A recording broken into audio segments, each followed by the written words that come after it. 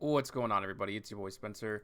Taking a look at Spright Melffy, and the deck's a little bit different now. Obviously, Elf was banned, and I thought it was kind of the end of the deck. Definitely hurts, right? Like, Elf is just such a good card, but I was a little, underestimating how good this engine was. So the deck is, way more than playable. You just kind of play a little bit harder into, the other, to Spright Sprint. Not play harder into it, but I mean utilize it more is what I'm really trying to say. And there's so many good cards Gin Buster that are okay, but your opponent can so easily go over the battle phase. But the Melfi engine makes it to where that is not possible. Also, there's the extra engine for your sprite stuff. Like normally you're kind of tributing stuff that maybe you want to use or keep on the field, but Carrot is so much better now because these two bodies replace themselves, right? Like I'm going to go into the beast monster that pops. It doesn't really do anything once it's on the field, but now you kind of just have a free discard fodder for Carrot right there. And who I was playing was not important, right? The setup is the important part. And I'm just really happy with the results, right? You're playing a bunch of hand traps, and something like I mentioned in the beginning, right? I play the Runick engine now, and it's so good. And I think something that isn't utilized enough for the engine is people play so many cards of it, but it's what if you only play the good ones, right? There's no law that says you always have to search Fountain and go through those plays and have it be this big engine. They're crazy. Like Forbidden Lance basically is one of the cards, but it also banishes cards your opponent controls. So I'm not always going into... Now, if I draw multiple of the Runick cards, obviously I'm going to be going into Fountain and just being able to draw a bunch of cards off of that. But you don't have to. You can just use them as really, really good forms of interruption, especially being quick play spells. You can chain them to so many good things, and I play the one that negates monster effects, and I play the one that destroys special summon monsters. Being able to break in through opponent's boards, right? Like getting through interruption is so easy. Now, if your opponent gets rid of your normal summon, normally it's very, very difficult, but as long as you get past that point, your opponent's going to have to use a lot of interaction just to stop you, right? They try to imperm your Spright blue. Most of the time, you're going to have these kind of crazy options to get through it all.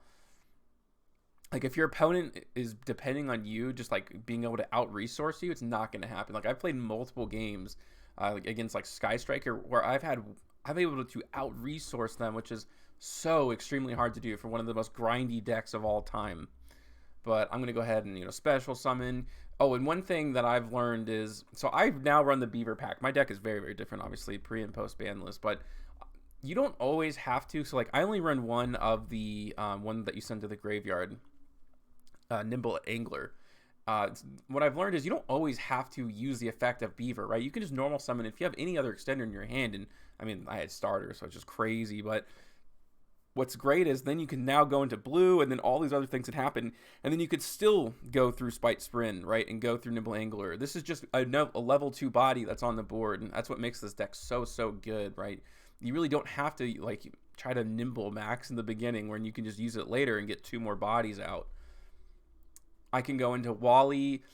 Really, I don't know. Yeah, I'm going to go into Melffy of the Forest, right? You want to go into this. This is a monster negate, and it's so good, off your opponent's normal summon, when you bounce one of them into the hand, especially for Wally in the beginning. It's basically an imperm whenever you want to. Now, your opponent does have to summon a monster, but, that's kind of how the game of Yu-Gi-Oh! Is played, right? He's going to go for imperm on Sprint. That's fine. These are both going to trigger. Of course, this one just adds, so you're always going to trigger it as soon as possible. Puppy is the one that you're going to want to hold, right? Because that's the Kalimtos, which is, a pop. But he's going to search Anshima. What kind of name is this? The new one. Okay, he's going to go into Sarah, obviously, and I'm going to try to stop this before Sarah can trigger. Because I know this is a quick effect, but it wouldn't start until the next chain. But, always so good. If you can get into Wally, Melffy of the Forest gets even better, because then you can search an extra copy of Penny. Now, I've condensed the Melffy package a lot, but it's just because all of them are so accessible, right? Wally, you can get from essentially anything, right? Melffy of the Forest, you add it to your hand, it obviously special summons itself, which makes, the Melffy so good, but, you also have Spright Sprint and all these other options. So sometimes if you can go into Wally with Gigantic, then you can, use your Melffy of the Forest to then search out, the Penny. That way you can search out Hoppier, and you have all those forms of interruption, right? Which is compulsory evacuation through the Synchro, and then Herald, which can be really good interruption if your opponent tries to send cards to their graveyard. It's actually pretty darn good against Albaz. Now, I know there's like the triggers they can do off of it, but not being able to activate Brandon in red is obviously super good. Plus, you have the Omni Negate, right? That's pretty much the point. Now, if, a lot of the times when you play Albaz, they'll activate, you know, the Albaz fusion, and then you can, you know, trigger, bring out the Herald, and then whatever effect they have to use next, right? It's going to be the summon the Mirror Jade, and that's kind of, you know, where you stop that. All right, let's look at this game against Sky Striker. Having red, and this is one of those times where it's like, yeah, I don't really have any reason to go into the Runick engine, but it's not important. This is an imperm that banishes 3 cards off the top of your opponent's deck. That's very, very good. Being able to activate, you know, the starter during the standby phase is very good. In case your opponent's playing, you know, Droll and Lockbird, you at least get 1 more search, which is fantastic. Plus, you have so many things that summon from the deck, too. So, Droll and Lockbird, not that many people use it, but I've seen it a couple times, you know, especially when you start playing. I think if you were to go to a YCS over the course, but you probably play at least one person who's maining Droll and Lockbird. It's one of those cards that can be really, really surprising. He's going to go for Ray. Now, you have to get a little creative. Ray is like insanely hard to get rid of, but didn't want him to be able to go into the field spell. I think Ash is a very valid target there. He's going to look at the top of his deck. Now, he probably goes for triple tactical talents, I'm guessing. I think, or Lava Golem. Oh, that's right. He can't go for Lava Golem. I believe he's going to go for the normal summon there. I'm going to go ahead and, you know, send that back, which is fantastic. He's going to go for Afterburners. He's going to pop 2 cards, which is fine, right? I still have so many forms of interaction. That's what's so good about this deck.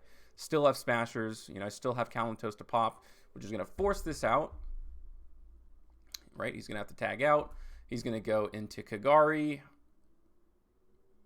And then I can go ahead and banish this. He's going to add Afterburners back to his hand, right? That's the only one he hadn't that was worth it. And he's going to go for Ray, and I can go for Penny to bounce it back. So he's already gone through all of the effects. He's not going to be able to do anything, right? Just like having that in rotation is so good, you know, and I've just kind of stopped his plays. And I mean, look at my hand. I'm still going to be able to search like Hoppy or Squadron next turn. And, you know, I've since added like Karaz. That's a super good one to summon from the deck, especially if your opponent can't do anything, because that just brings out an Ancient Warrior, which is just a send back, which is obviously amazing. And go for another starter. I think I don't really have any targets, but I think I'd already gone through it, right? It's just a free card just to get a brick out of the deck. And this card is even so cool, right? The level 2 that boosts the attack of your Gigantic, because if it has Water Monster, it can't be destroyed by battle, and Penny just keeps... You can use Penny effect to boost the attack, and then end phase Penny reattaches itself, which is a Water Monster. So it's an endless loop. You get a 3,200 attack, a Gigantic, every single turn. Or you can go into Sky Cavalry and boost it to 4,000. Just having infinite ammunition, it's a quick effect as well. So if your opponent tries to get into any of your like Gigantics during your turn, you just quick effect during the damage step, and then boom, your opponent definitely is going to lose that monster unless they have something huge on the board, which almost never happens, like ever. I think this is against BA. It's like a rank 3 deck. I think these Predaplant, but yeah, it's always kind of weird to see Kalantosa in your hand. A little awkward, but when I see this many Runick cards, well, I know that I'm going to be able to do some crazy stuff. And isn't that funny? His top deck would have been Lightning Storm, but it's not. So again, kind of cool thing about Runick cards, right? But as much as this is a brick, and it definitely is, at the very least, right, I can still normal summon and use a level 2 body. And that's really, really nice. I can go ahead and special summon Jet here. Go into another starter. And this is probably going to turn into a Melffy's. Or I can go into Sprint now. Sprint can send a Nimble Angler. I can use the effect to special summon 2 bodies out. And I can go into Melffy of the Forest, which is amazing, right? Because we have a special summon during the end phase. I have the follow-up, right? I'm going to be able to either go into a red or a carrot, which is also... Or I already have a carrot, so I'm going to go into a red, right? And I also am going to be able to, you know, casually draw 3 cards during my opponent's turn. You know, that's a regular thing to happen. He's going to go into Scorpio. That's right. It's going to trigger a bunch of my effects. I think he's going to go into BA. And card's really hard to get rid of, actually. But if you can pulse for evacuation, it makes things much easier. You know, I can go ahead and imperm that, right? I think the search is super poly, so that would have been very unfortunate. But it's very good, right? This card searched me, you know, a really good card during my turn, and also as interruption. And I just send that back. I still have Spright Sprint. I still have Carrot. I have so many forms of interaction. It's so hard to deal with on an individual basis. And even if you had, Dark Ruler no more, I feel like I would have been pretty prepared for that as well.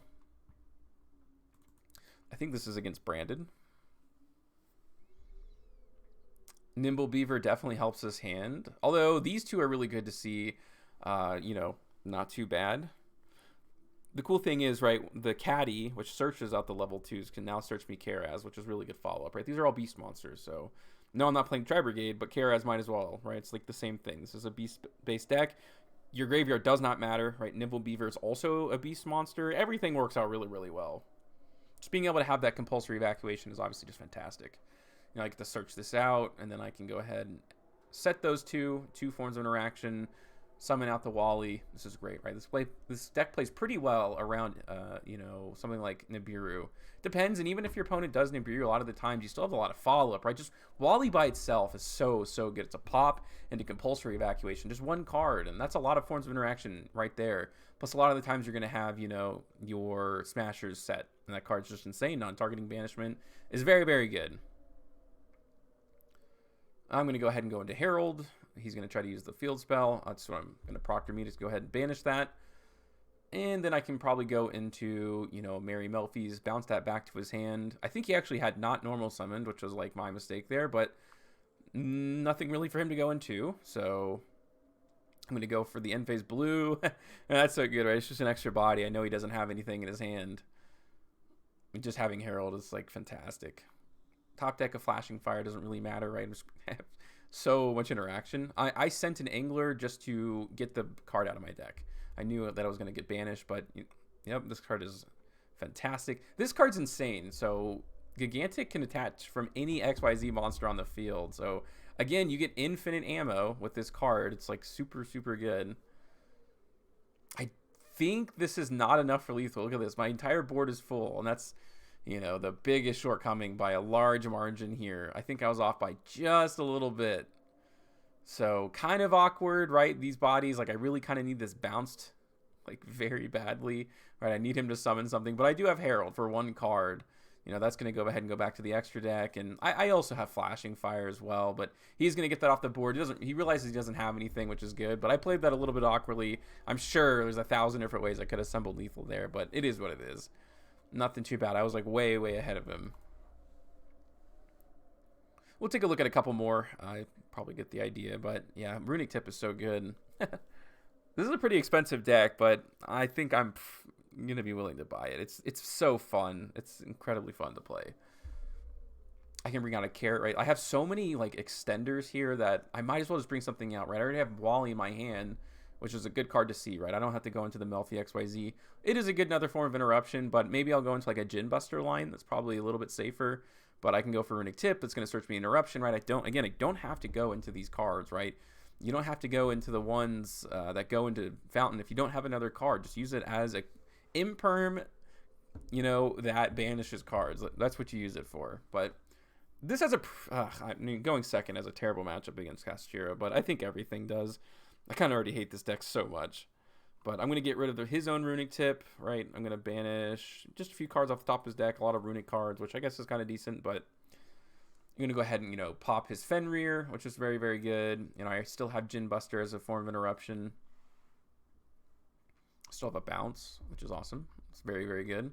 I'm going to pop that card. He's going to try to special summon. He has 2 special summons, but I think once he's at this point where he's going into a rank 7, right, I still have the compulsory evacuation, which should just blank him completely.